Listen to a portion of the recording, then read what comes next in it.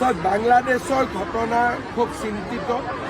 হিন্দু যুৱকক জীৱন্তে অগ্নিত দগ্ধ কৰিছে আৰু উত্তৰ পূৰ্বাঞ্চলত বাংলাদেশত ল'ম এই কথাষাৰ তেওঁলোকে বাৰে বাৰে কৈ আছে।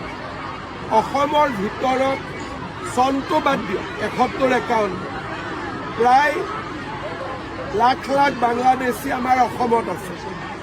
71ৰ আগত হওক পিছত হওক বাংলাদেশীটো বাংলাদেশীয়ে।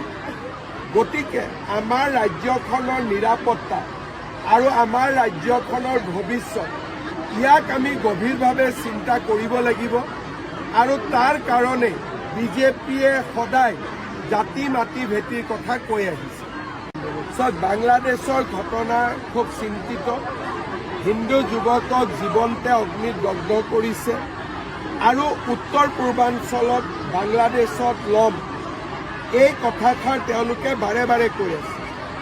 অসমৰ ভিতৰত চনটো বাদ দিয়ক 71-51 প্ৰায় লাখ লাখ বাংলাদেশী আমাৰ অসমত আছে।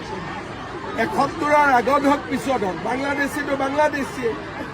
গতিকে আমাৰ ৰাজ্যখনৰ নিৰাপত্তা আৰু আমাৰ ৰাজ্যখনৰ ভৱিষ্যত ইয়াক আমি গভীৰভাৱে চিন্তা কৰিব লাগিব আৰু তাৰ কাৰণে বিজেপিয়ে সদায় জাতি মাটি ভেটিৰ কথা কৈ আহিছে।